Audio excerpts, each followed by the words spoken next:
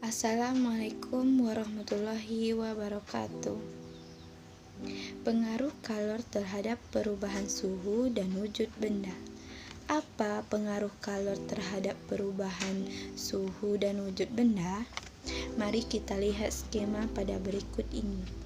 Panah warna merah adalah menerima kalor, sedangkan panah warna putih adalah melepaskan kalor. 1. Pengaruh kalor terhadap suhu. Pengertian kalor berbeda dengan pengertian suhu.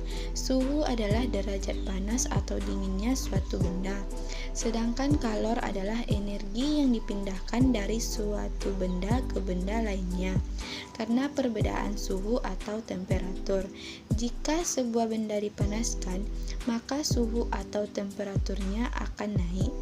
Sedangkan jika benda didinginkan, maka suhu atau temperaturnya akan menurun. Contoh pengaruh kalor terhadap perubahan suhu dalam kehidupan sehari-hari bisa kita lihat gambarnya sebagai berikut. Yang kedua, pengaruh kalor terhadap wujud zat. Kalor yang diserap suatu zat tidak selalu menyebabkan kenaikan suhu atau temperatur zat tersebut.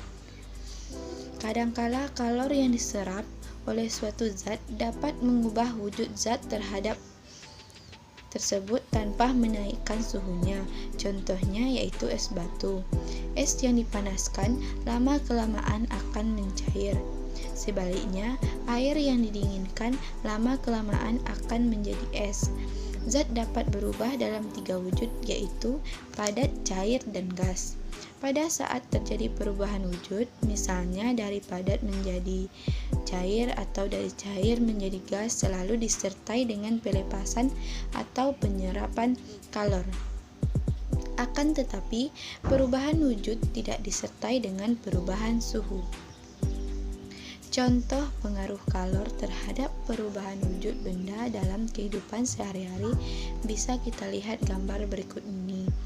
Jika panah warna merah yaitu memerlukan kalor, sedangkan panah warna putih yaitu melepaskan kalor. Ketika suatu benda menerima kalor dari lingkungan, benda tersebut dapat mengalami perubahan wujud.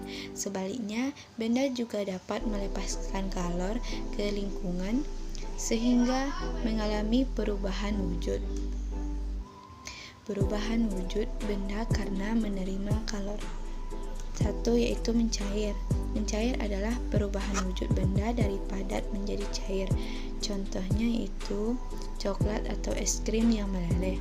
Coklat yang mencair atau es krim yang meleleh karena menerima kalor dari tanganmu dan lingkungan. Suhu tanganmu lebih tinggi dibandingkan suhu coklat dan es krim yang kamu pegang. Yang kedua yaitu menguap. Menguap adalah perubahan wujud benda dari cair menjadi gas. Contohnya ketika memasak air. Air yang mendidih menerima kalor dari kompor. Ketika air mendidih, air berubah menjadi uap air. Terbentuknya uap air merupakan contoh perubahan wujud cair ke gas. Benda cair dapat berubah menjadi benda gas jika dipanaskan atau menerima kalor. Yang ketiga yaitu menyublim. Menyublim adalah perubahan wujud benda dari padat menjadi gas. Contohnya kapur yang diletakkan di dalam lemari. Kapur menyublim karena menerima kalor dari lingkungan. Suhu ruang tempat kapur itu diletakkan lebih tinggi dibandingkan suhu benda itu sendiri.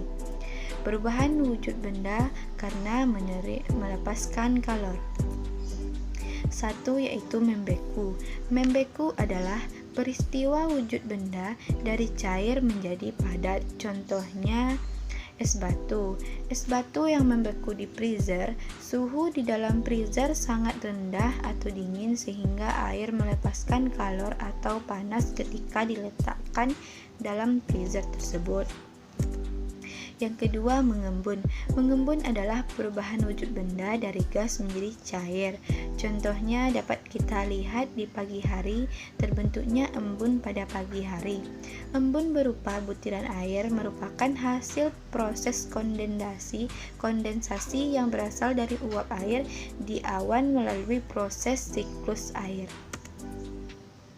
Sekian dari saya. Assalamualaikum warahmatullahi wabarakatuh.